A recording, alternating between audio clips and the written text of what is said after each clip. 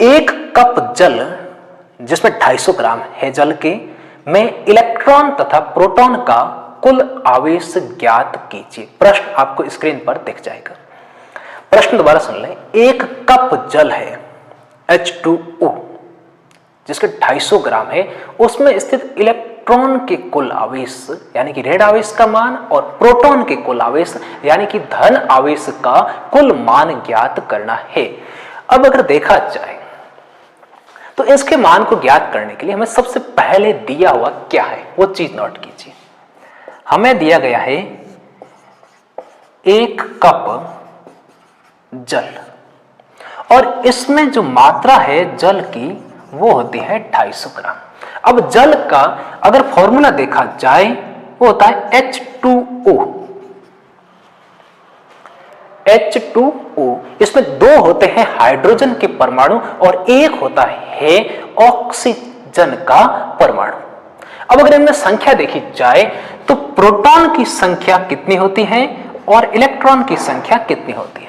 हालांकि उदासीन रूप से देखा जाए तो जितनी प्रोटॉन की संख्या उतनी ही इलेक्ट्रॉन की संख्या होती है।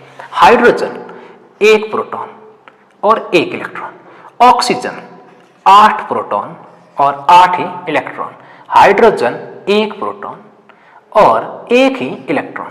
तो जो टोटल नंबर ऑफ प्रोटॉन है वो 10 और टोटल नंबर ऑफ जो इलेक्ट्रॉन है वो भी है 10। तो इसमें 10 होते हैं इलेक्ट्रॉन और 10 ही होते हैं प्रोटॉन। ये जो है एक संख्या ज्ञात कर ली। तो हाइड्रोजन के एक अणु लिया जाए, ये जो मान आया है वो आया है एक H2O अणु। प्रोटॉन कितने हैं 10, इलेक्ट्रॉन कितने हैं 10। तो इसमें 10 है इलेक्ट्रॉन की संख्या और 10 ही है इसमें प्रोटॉन की संख्या। अब प्रश्न में पूछा है कि टोटल 250 ग्राम दिया गया है, तो 250 ग्राम में हाइड्रोजन के अणु कितने होंगे उसको ज्ञात करने के लिए हमें अवोगाद्रो की मोल धारणा को काम में लेनी पड़ेगी। और अगर देखा जाए तो 18 ग्राम जल जो होता है वो 1 मोल के बराबर होता है। 18 ग्राम भार जल किसके बराबर होता है 1 मोल के बराबर होता है। तो अब कितना जल है 250 ग्राम। तो 250 ग्राम जल में अगर मोल देखे जाए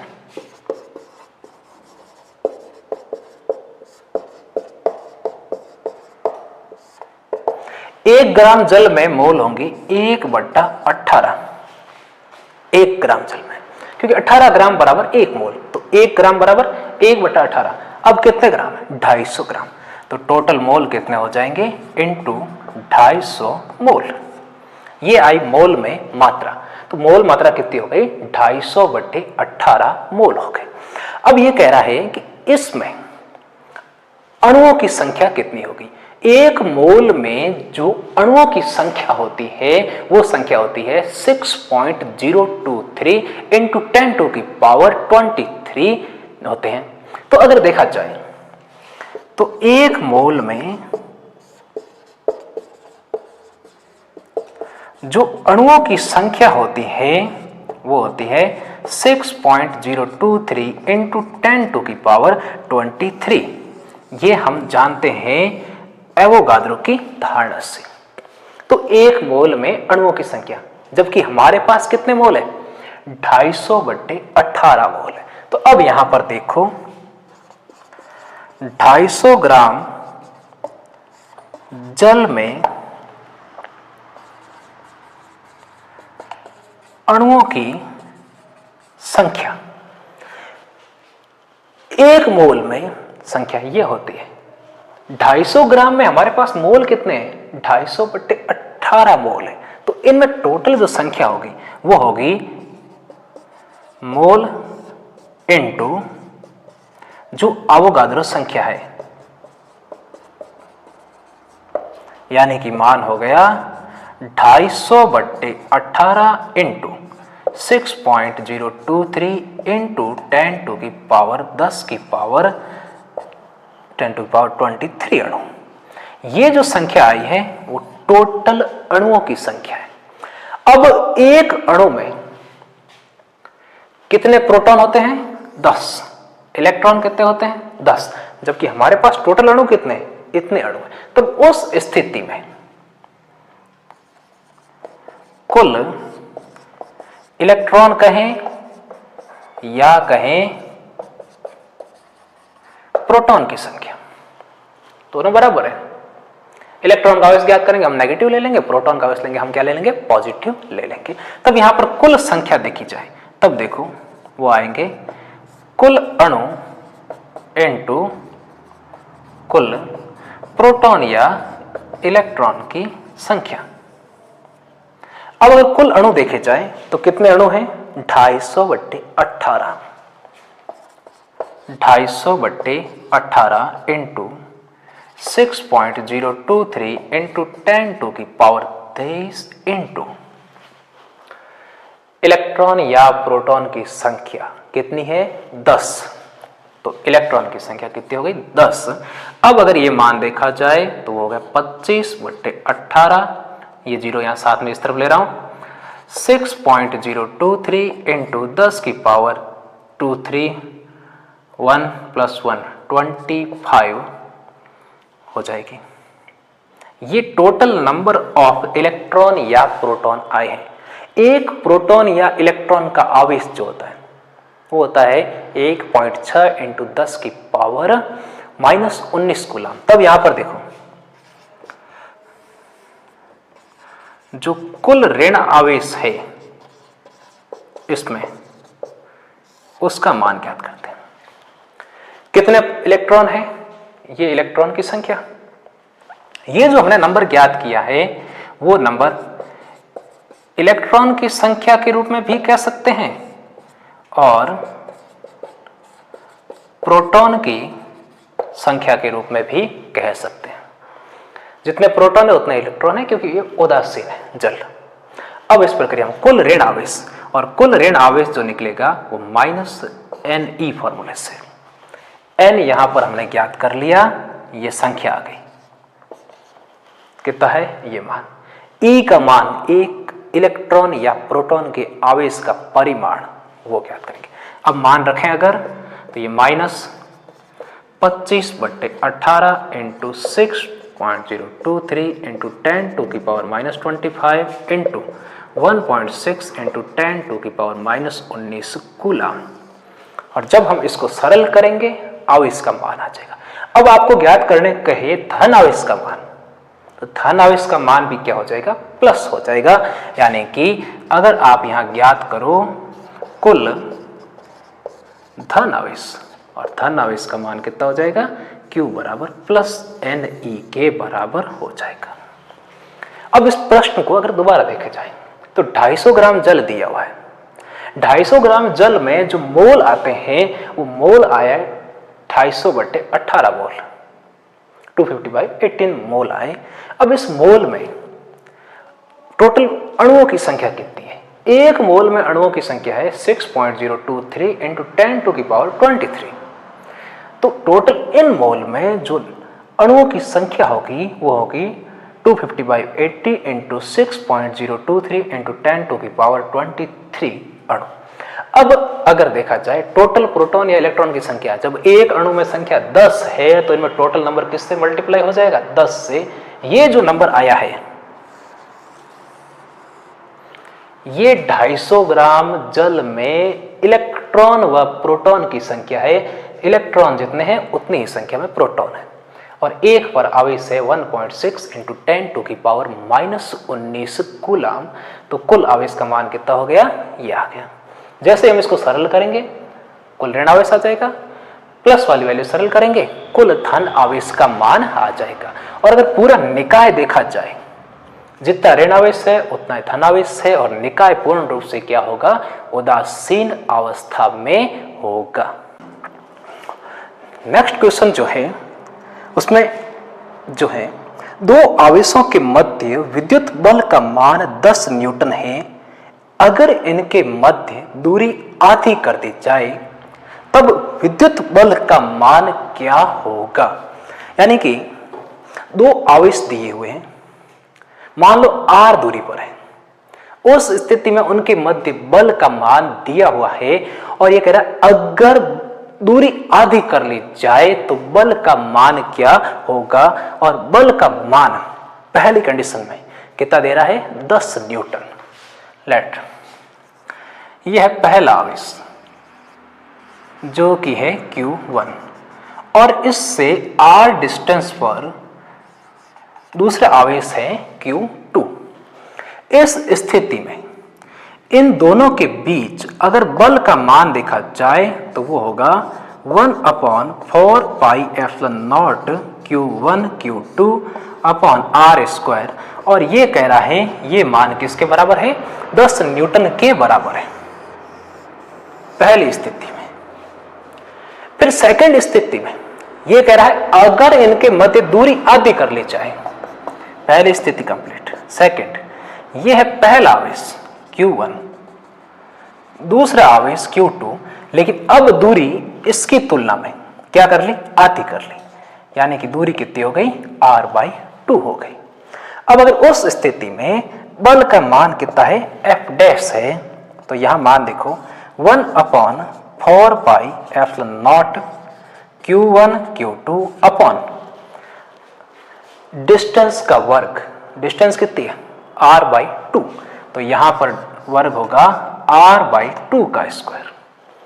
अब जैसे ही वर्ग r/2 का हुआ उस स्थिति में ये तो r²/4, तो टोटल मान हो गया 1/4 pi epsilon not Q1 Q2 upon r²/4, 4 जाएगा अंश में।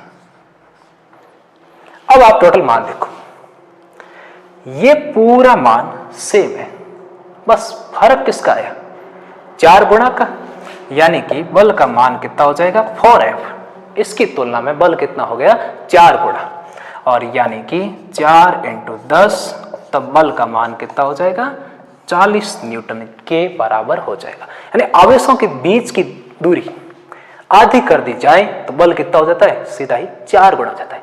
अगर आवेशों के बीच की दूरी दुगुनी कर दी जाए, यानी कि मान लो इसको 2r करते हैं, तो दूरी बढ़ने के साथ साथ बल का मान क्या होता है घटता है, और दूरी कम होने के साथ साथ बल का मान क्या होता है बढ़ता है। तो दो आवेश लें और दो आवेशों के लिए इनका ग्राफिकल मेथड देखा जाए तो दूरी बढ़ने के साथ साथ बल का मान घटता है।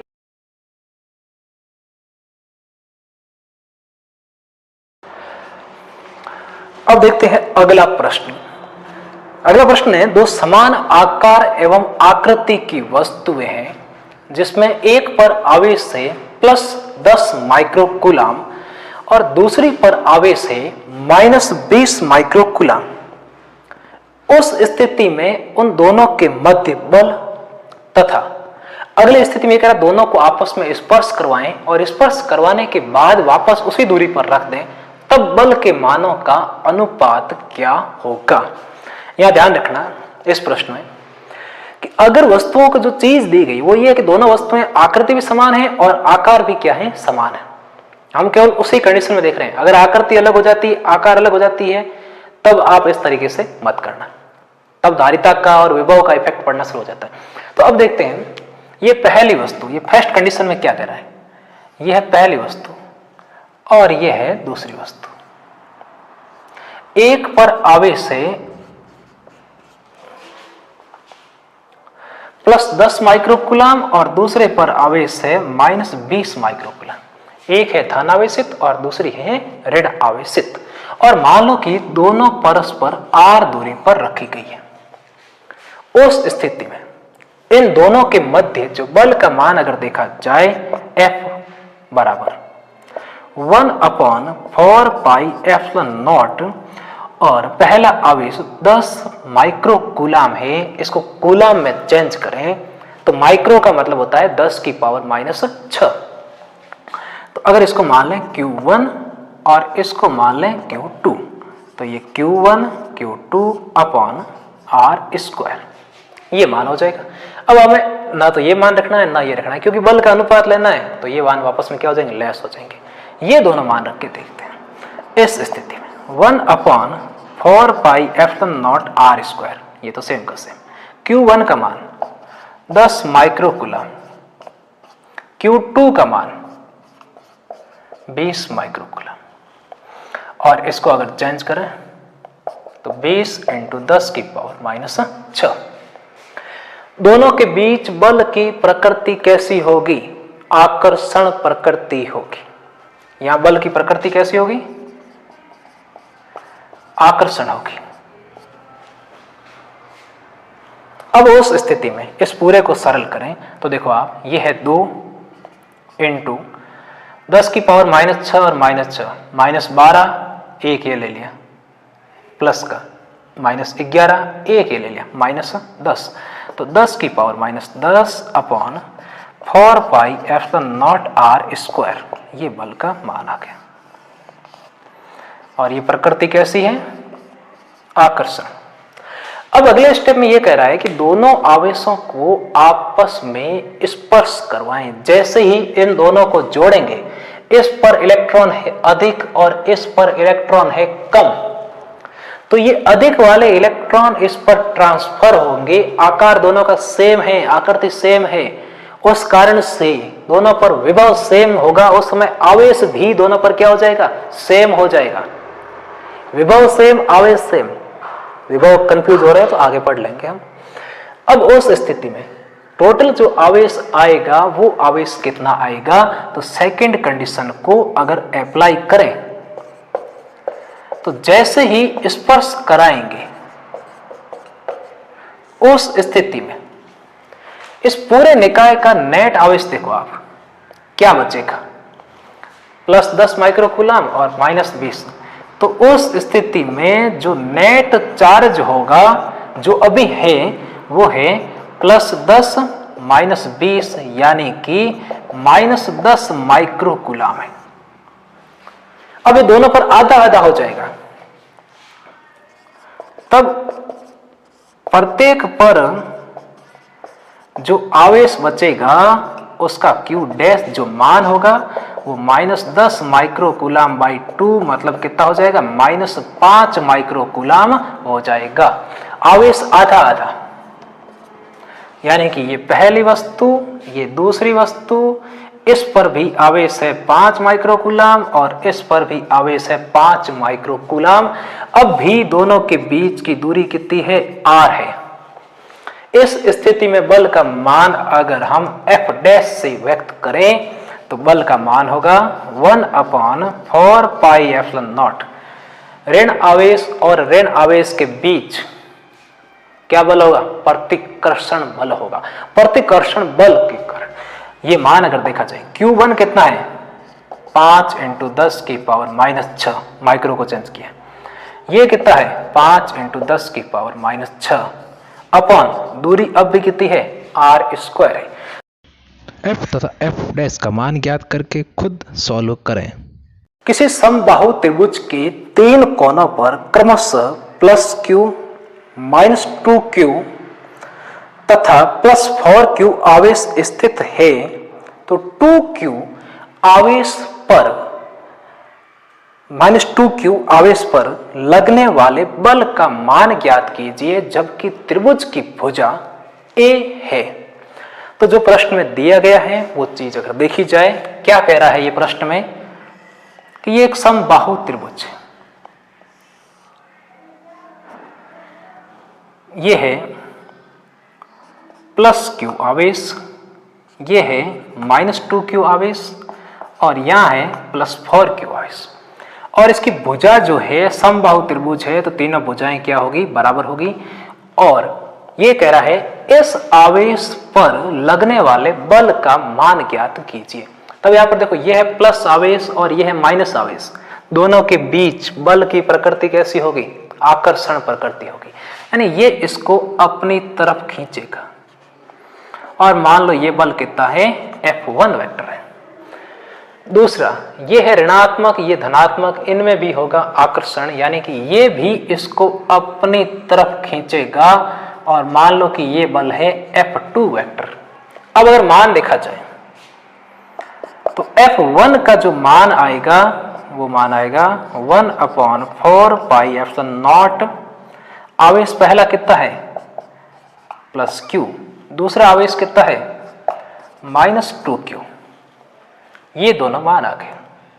अपॉन इनके मध्य दूरी कितनी है a, तो मान कितना हो गया a² हो गया।